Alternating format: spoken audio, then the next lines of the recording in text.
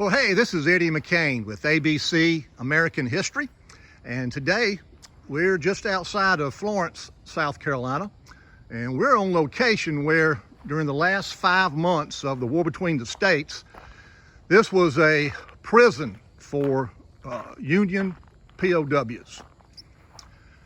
And during that 5-month period that there was a prison here, it held about 16,000 Union prisoners.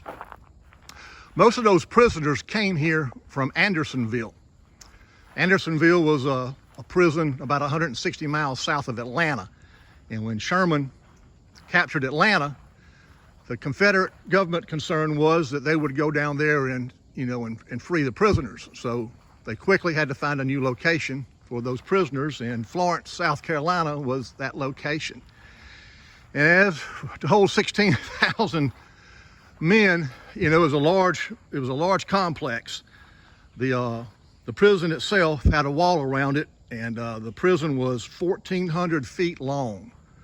That's about 4 football fields, and it was 725 feet wide.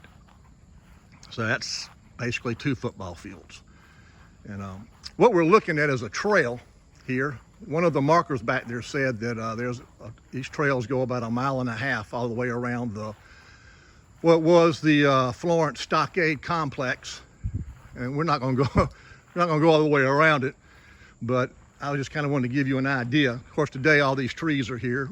They would not have been there in 1865 when they quickly had to build this prison.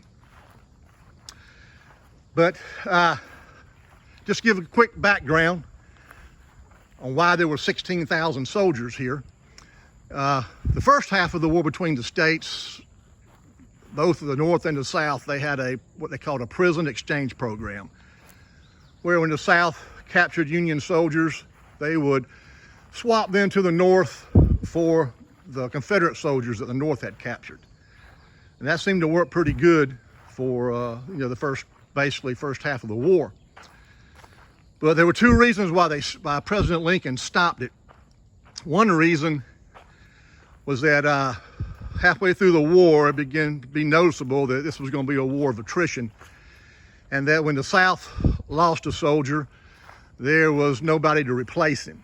Unlike the North, that had a huge population, they could keep refilling soldiers' places, but the South couldn't. So President Lincoln didn't like the idea of freeing soldiers and putting them back into Confederate Army boots and having to fight them again. The other reason was, at that time, the North had started enlisting black people into the Army. The South would too, but they waited too late. That would be it for another video. But the North, by the end of the war, had over 200,000 black soldiers. And the concern was, how would they be treated if they were POWs? The question was, would they be taken back into slavery? So President Lincoln, for the 2 reasons I just mentioned, he just basically shut it down. And there was no more prison exchange, except a couple of times there was exchanges for the very critically ill prisoners. But there were a lot of prisoners dying here. On average, here in Florence, 16 Union prisoners died every day during the 5-month period they were here. They died from diseases, intestinal diseases, exposure to the cold air, malnutrition. The South could barely feed its soldiers, so you know that the prisoners couldn't be very well fed.